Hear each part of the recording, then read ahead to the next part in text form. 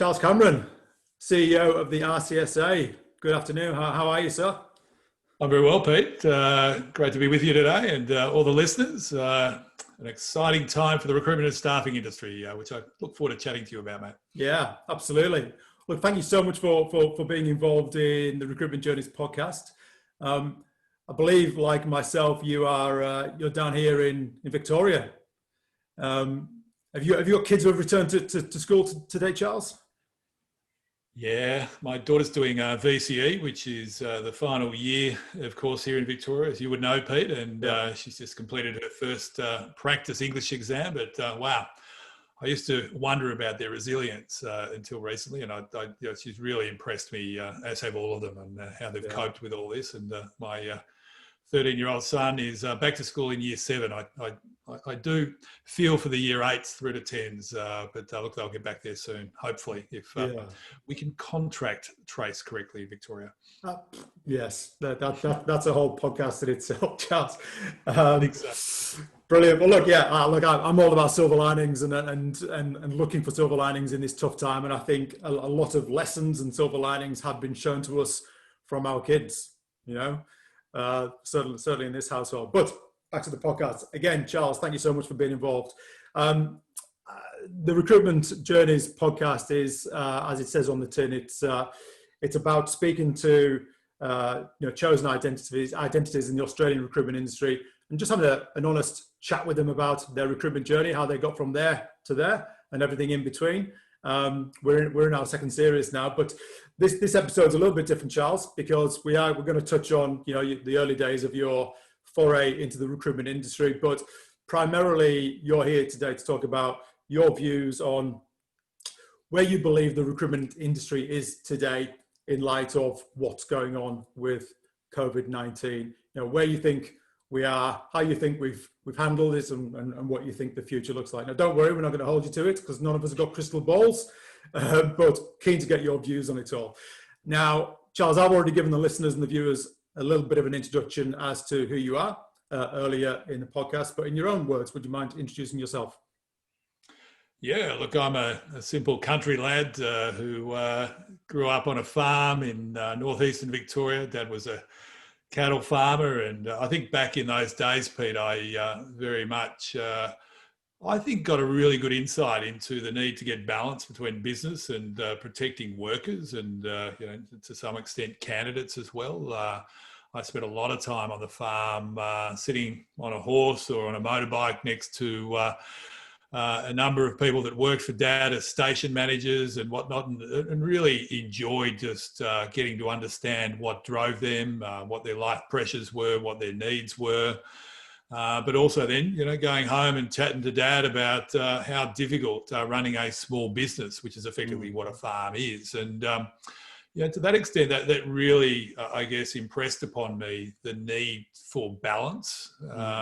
Dad got me involved in the Victorian Farmers Federation at an early age. He put a banner in my hand. We were marching up Collins Street as we saw one of the big meat workers' unions shut down all the abattoirs. And I remember, really enjoying being part of a collective, being part of something that you could stand for. And in this case, of course, I had just one view, which was, why would you shut down the meat works? It puts people out of work and jeopardises, I guess, lives of really honest, hardworking people. So a lot of that, again, by way of background, inspired me around the idea of bringing people together with common cause, which, of course, is what I do today through RCSA. Yeah. So beyond that, rolled off to boarding school and then went off to uni, did economics, graduate diploma in labour law, and it was really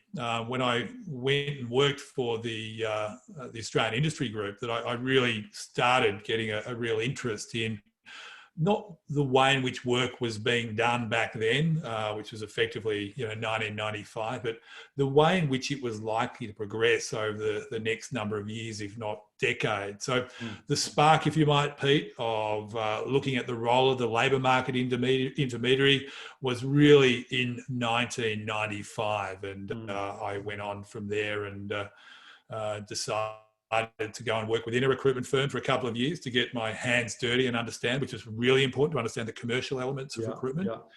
And here I am today, heading up the peak industry body, which I'm very, very proud of. Yeah. Well, look, we all know you as the chief executive of the RCSA, and I've over the last couple of years have got to know you as the bloke who stands behind all the group photos with his arms out like this with the t-shirt on. Here they are, mate. That's yeah, you. That's become your go-to position. But you tell me, Charles, did you run a recruitment business for a while? Am I right in saying that? No, look, I'm not a recruiter by trade, Pete. As I just mentioned, my first exposure was really sitting on the phones within the Australian Industry Group, which many will sort of know as one of the leading industry bodies within Australia. And there are a number of calls coming through from Labor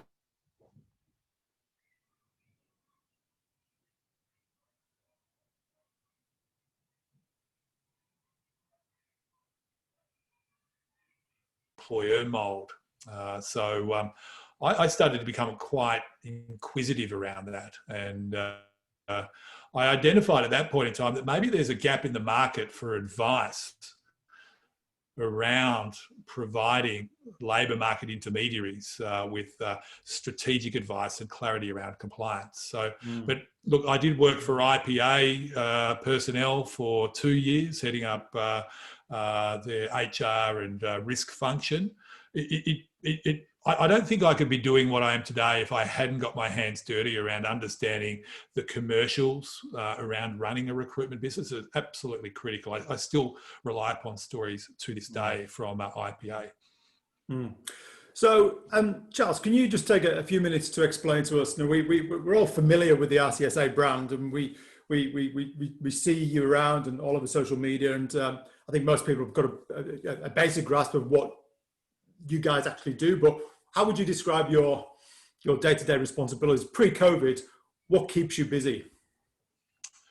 Look, my history is one of being an advocate, Pete, and it's always interesting, isn't it, as I'm approaching 5 years now to understand what keeps driving you.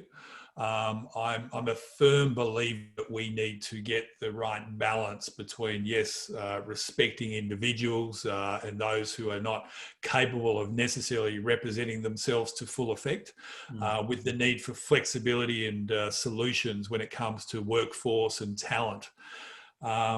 I genuinely believe that if we lose that balance and that efficiency, that the economy will be worse off, people will be worse off, and communities will be worse off. But when it comes to RCSA, the 4 things we primarily do are pretty simple. We promote and protect the industry and the profession. So call it advocacy, and maybe part of that social media stuff you talk about is really getting our members and our industry loud and proud of what they do. They do amazing things. They change lives, they inspire people, they go in search inside of people's heads to find things that they didn't know they had. And they, make them better people as a result of that, which is amazingly important work. On the other hand, you stuff that up and you can stuff somebody up for life as well. So to that extent, that also drives me, the importance of never losing sight of the impact of not responding to somebody or giving poor feedback, or indeed, really just ignoring what they're after. It can be so damaging. So promote and protect the industry through advocacy and communications. The second one is pathways to professionalism. We want to make it easy for recruitment consultants and recruitment and staffing businesses to be more professional. So yes, we've got a code of professional conduct which we enforce a lot, and I'm looking forward to sharing more stories about how we do enforce that code. We sort of kept that a bit too quiet, Pete, over the years. But also our learning and development and improving the ability for people to get better at what they do and to define what professional means in recruitment and staffing as well through CPD points and accreditation. Our third one is really focused on business enablement. How do we make it easier for people to do good business? Profitable business, no problem with profit. What makes the world go round until somebody decides we're going to have another revolution and move back to a socialist world, which probably isn't going to happen anytime soon. So yeah, do good business, introduce to great people, whether it's a rec to rec, whether it's a tech provider, you name it. Make it simpler, because people come to us because they trust what we look at, what we do, and how we provide that info. And the final one is really important: networking and celebration. We know business is lonely. We know consulting can be really lonely. We want to connect people. And I'll be honest with you, probably the thing that's surprised me most is how much that building of a community within RCSA has really inspired me moving forward, and connecting people. We're people. I love this industry because of the energy, the focus, and the can-do. But there's also a quiet lack of confidence there, mate, that, we've got to be respectful of too. So that's what we do in earnest, day to day, mate. I'm starting to learn that good management is actually about supporting the people that are directly underneath you to support their people, and do a little bit of social media along the way so people don't forget all about what we call the RCSA team. Yeah. Oh, look, I'll be honest. Every time I see your posts on LinkedIn, it looks like everybody's having fun. That's the industry, though, isn't it, mate? That's why I love it. I'm not sure I could leave this industry just because of the energy and the belief and the fun that people have. It's not misguided fun. It's good fun. Look, recruiters, we have our flaws like everybody else, but we are typically good, energized, glass half full kind of people, right? And absolutely, and I'm that through and through. I am definitely the optimist. I'm a believer, and I think people want to see that in whoever's leading the industry. We're always focused on that next opportunity and how we can make somebody better. And this is where I think many within the industry find it really difficult, for those who are quite negative, but they also want to knock out those who are not genuinely professional. And I absolutely get that. Okay. All right. Good. Thank you. Well, that's really interesting. That breaks down perfectly for me, and hopefully the listeners, what you guys do, or what you did, because that was those 4 pillars, that remit, that was kind of pre-COVID. That was the normal life that we all had 8 or 9 months ago. But 7 months ago, all of our lives changed, and all of our jobs changed. And I would imagine you had some crisis meetings with yourself and your colleagues, and you probably had to shoulder a whole new world of responsibilities and approaches. How did your role change overnight, Charles? And what does your job look like now? What has your job looked like for the last 6 or 7 months? It's an interesting question, Pete. I'm going to be upfront with you and say that, other than probably working another 50% harder, which I wasn't necessarily sure I was capable of, it hasn't changed a great deal. To be honest, we've had a huge amount of the industry and members come to us looking for, I guess, reassurance, a place to rally around, connection, to make sure that the way I'm reading the market, the way I'm responding, is not completely out left or right. So in many ways, I actually believe that industry groups like RCSA were made. They are perfectly made for a crisis like this. And the reason I actually say that is we were up in the Adelaide Hills in sort of mid to late February, preparing our 3-year strategy with the board. Yeah. And we formed that, and of course, I think it was probably the first time we mentioned the word COVID. Whilst we're up there, I flew off to Montreal shortly after that for a World Employment Confederation board meeting, when it really got quite interesting. But we recently went back to our 5 strategic priorities that we developed there up in the Adelaide Hills, and just have pretty much every one of them is absolutely bang on still. So I love the fact that it's almost bulletproof what we do, because it's all about connecting people. It's all about sharing. It's all about making it easier for the market to differentiate between the professionals and the non-professionals. It's a pretty simple business, But the fact that we had so many new members, mate, we've never had as many new members as what we've experienced over the last 6 months. We've just hit 90% renewals when it comes, and we're still going in our membership, which sort of indicates that people are looking for something through collectivization, which maybe, I don't know if you've experienced that, but people have come together, mate. So yeah, it's interesting. Nowhere near as much as I thought.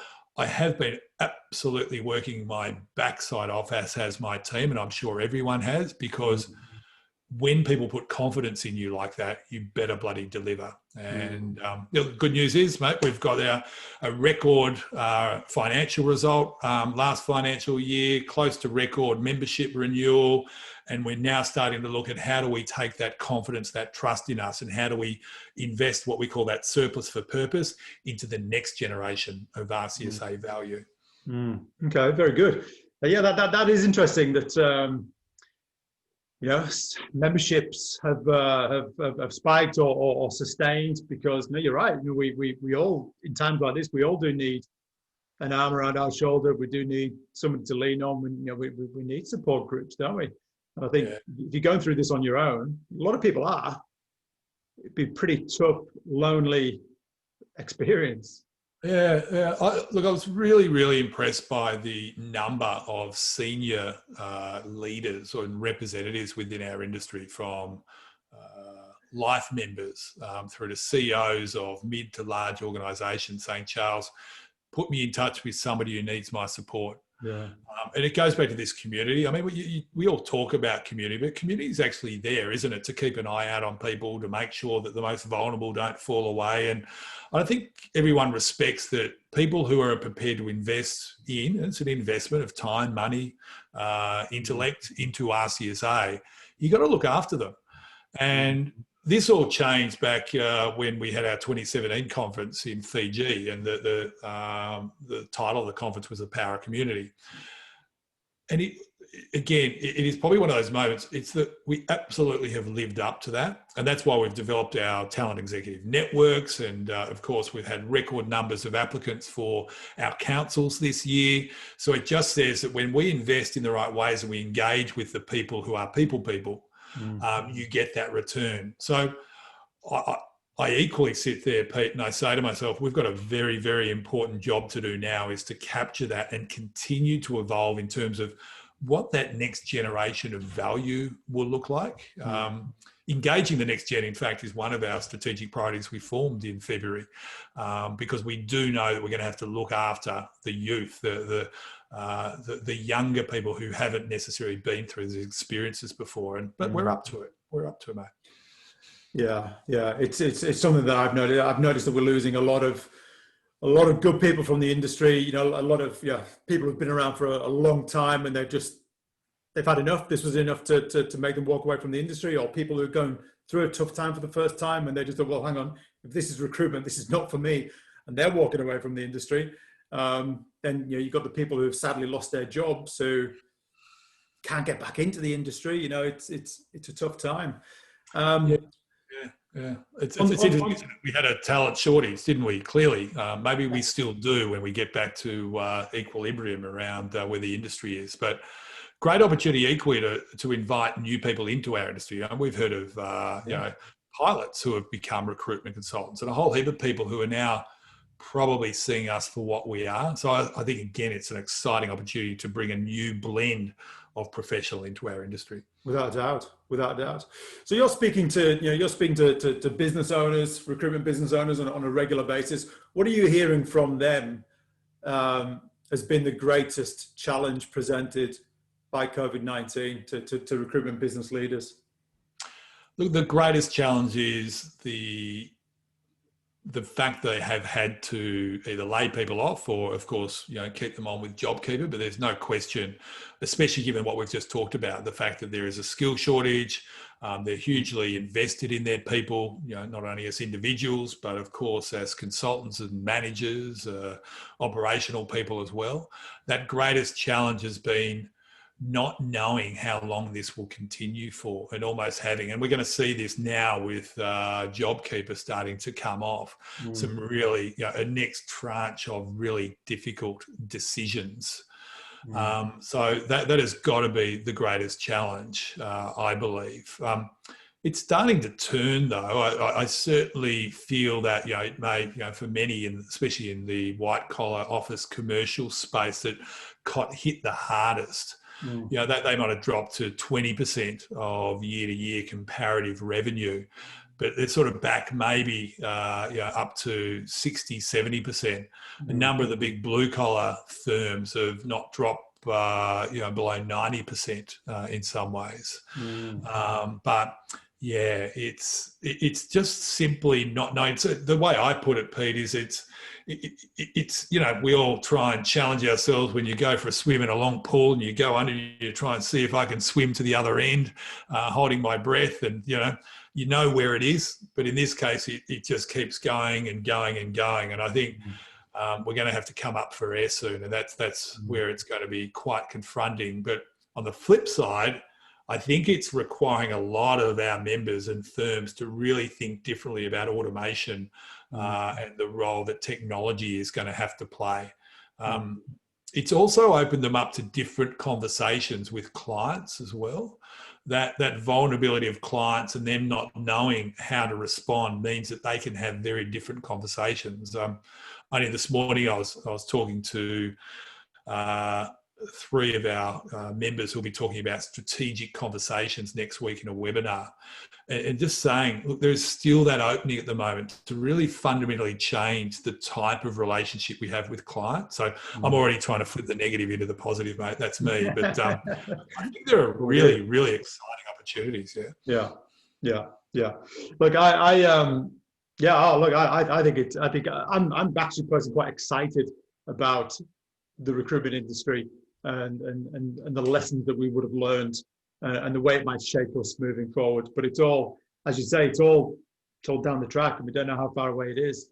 Going back to the vast majority of recruitment business leaders that I speak to will mirror your point about they're probably doing better than they thought they would be from a kind of money coming through the door perspective.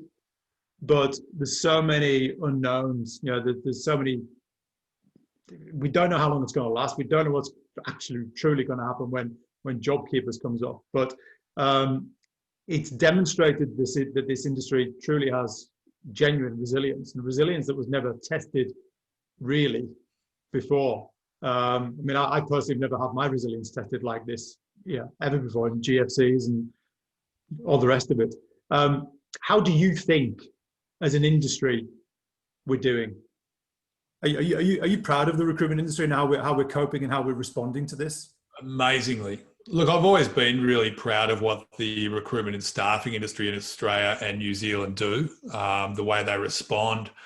You can throw legislative obstructions, you can throw in, downturns, you can throw in even issues around industry brand, and they will find a way to adapt to it. And that's what I love.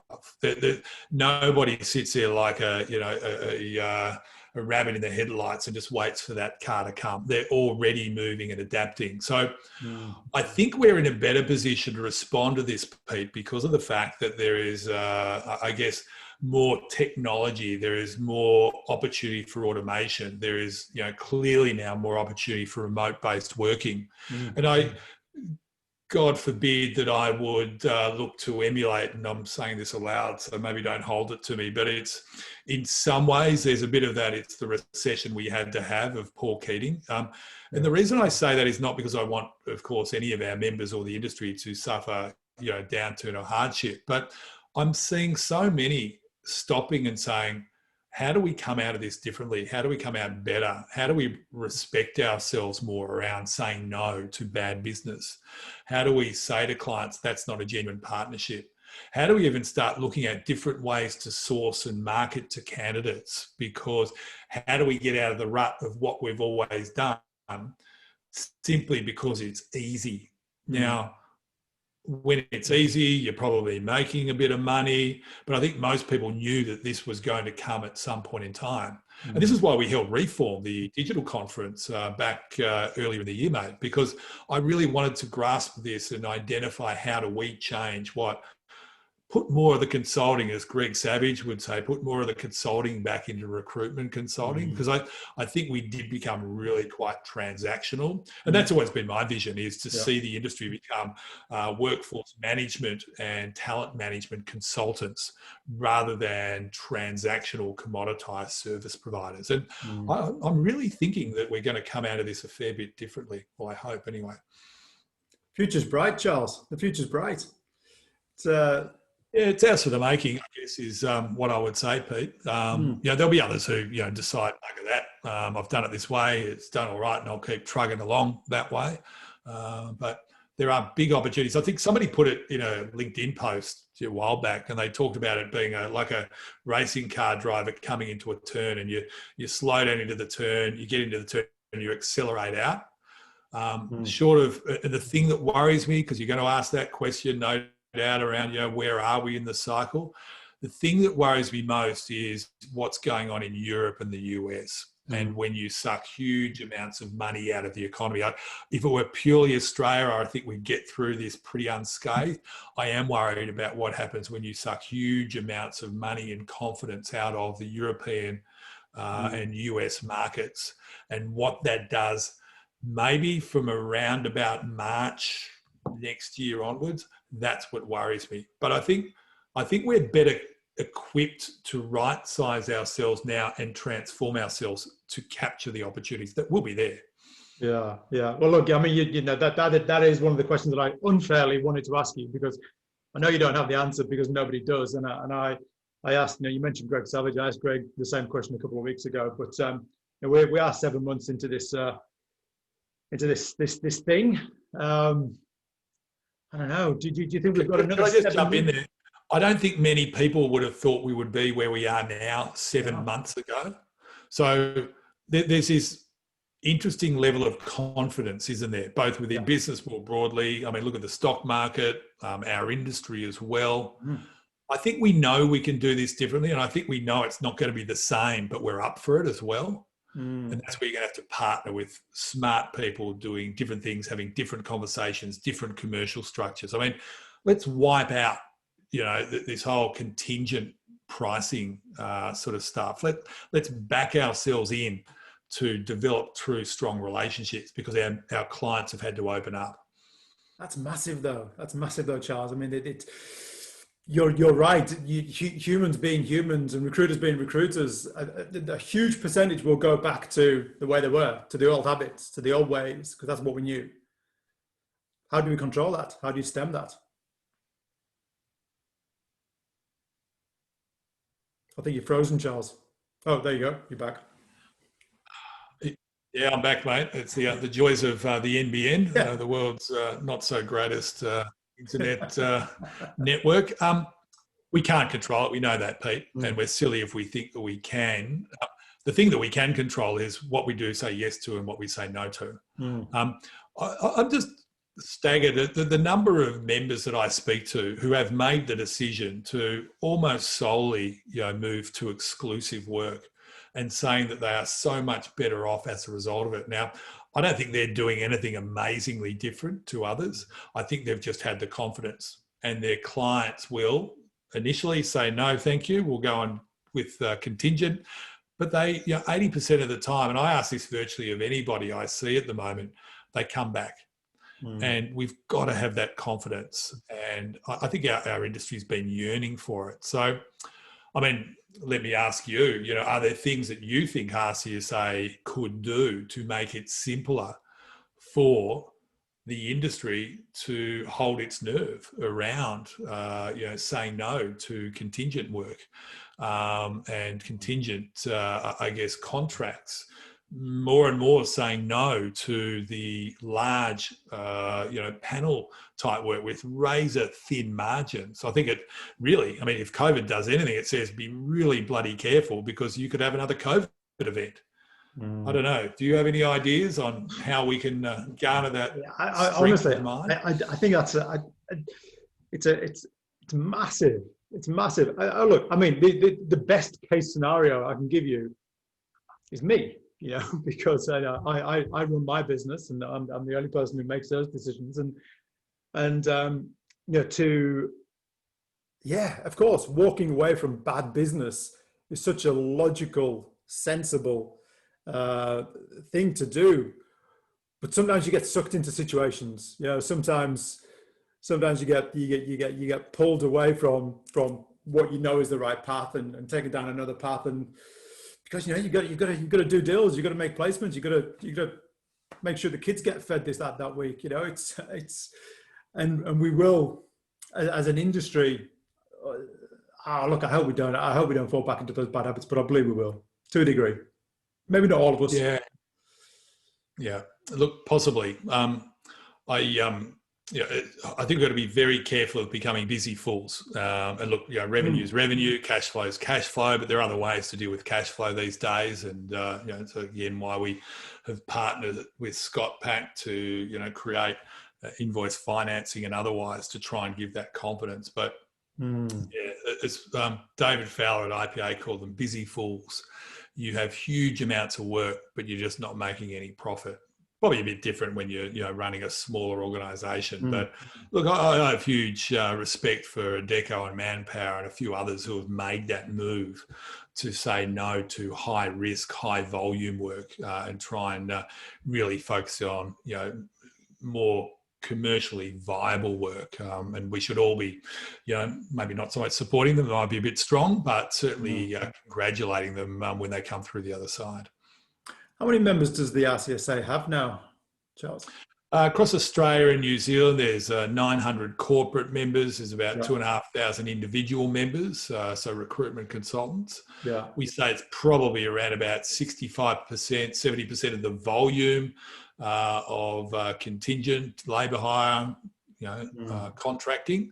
But there's an enormous number of firms. We just grabbed and went through all of the labour hire licensing,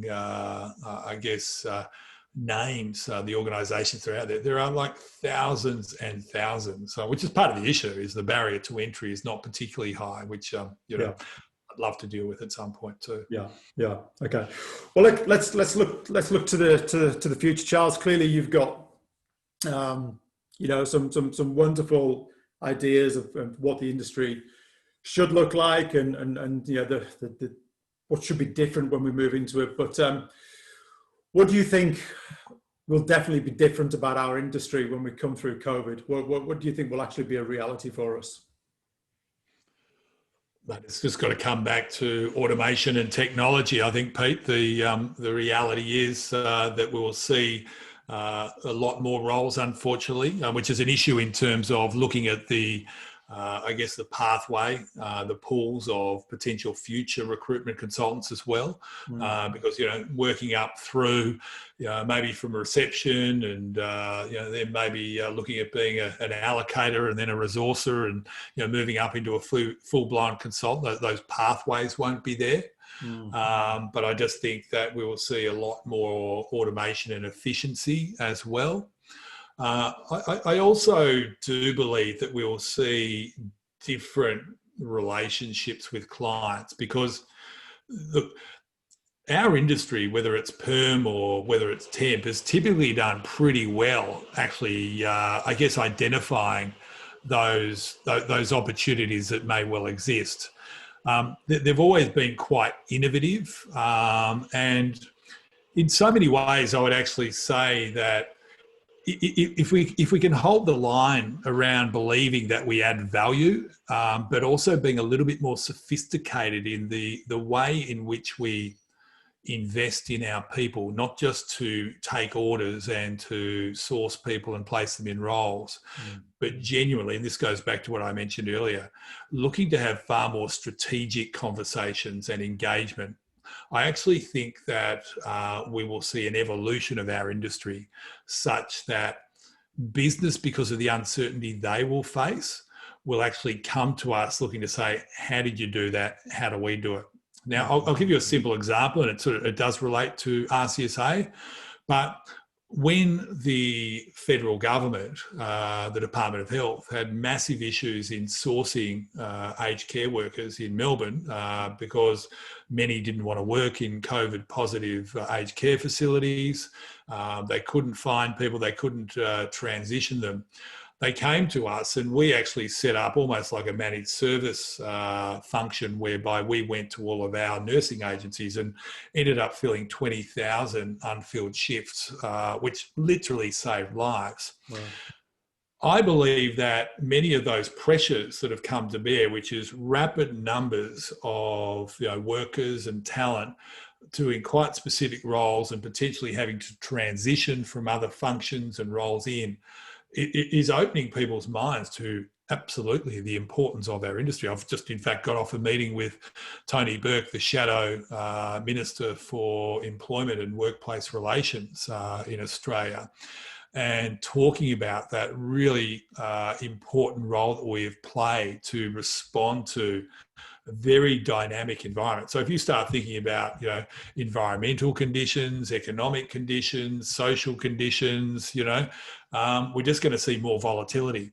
So I actually think they're going to be coming to us saying, how have you guys been able to do that? But as somebody said recently, the great challenge for us is to be able to commercialise that knowledge and that intellectual property. If we can't commercialise that, and that's where I think we as RCSA need to be playing more of a role to look at how have other industries commercialised, moving out of transactional into genuine strategic management consulting work. How do you commercialise that knowledge and the access that we have? That's probably my real challenge that I'm thinking of at the moment. Any of your listeners who have great ideas of how to emulate what other industries have done to move from transactional to genuine strategic and management consulting, I'd love to hear their thoughts as well. Yeah, okay.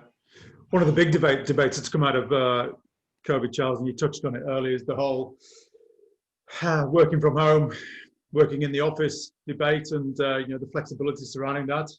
How do you think that's going to look when we come through this? It's a really interesting question. I don't necessarily think that we're going to see 80% of people working from home. Sorry about that, mate. There's my son dropping his bag in at 3:10. So beat your son to it. The joys of working from home. Where were we? I've lost my train of thought. Working from home mate. versus working in the office. Yeah, there you go. God, who could have forgotten that? I don't think we're going to see that massive movement away. Some people are predicting 80% of people will want to work from home, and there won't be the head office. I think especially in our industry, there's a congeniality that, mind you, it will open up greater opportunities for diversity and for access, whether it's mature age workers, disabled workers, or simply those who want to work in the regions. I reckon we'll probably, if I were to crystal ball this, I'd probably say that 30% or thereabouts might want to work from home, permanently, full time. Yeah. I reckon you're going to end up with a big chunk, probably a 40% who will want to work 1 or 2 days working from home, and the others will just always want to come into work because they need to separate their home life from their work life. Yeah. The one that I find interesting is we found working through, I guess, video far more inclusive, far more engaging than we ever had before. I really want to find a way, and again, I'm going to throw it out to your listeners. How do you get that blend right? Because we know that hybrid meeting doesn't always work well, because you end up with a group that's in the office and then a few others who are scattered elsewhere. Or maybe we'll be more empathetic and more respectful to including those individuals, because we know what it's like to be out in the regions or dialing in remotely.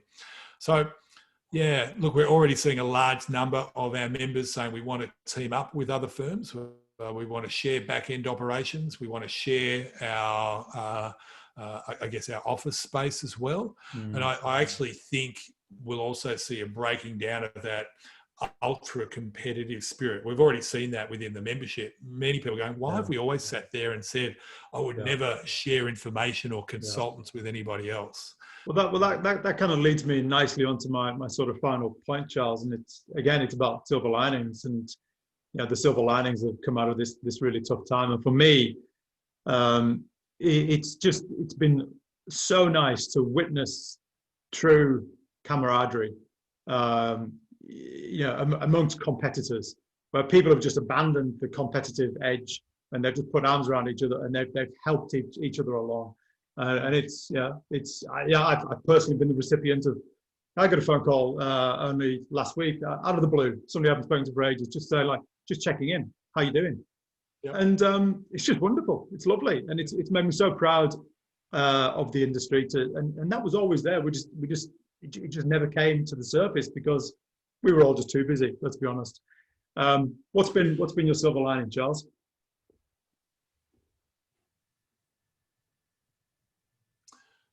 The inclusiveness that has come from this, and it goes to your point as well, Pete, is the fact that we have been far more willing to embrace and to remove business from our relationships and think about people.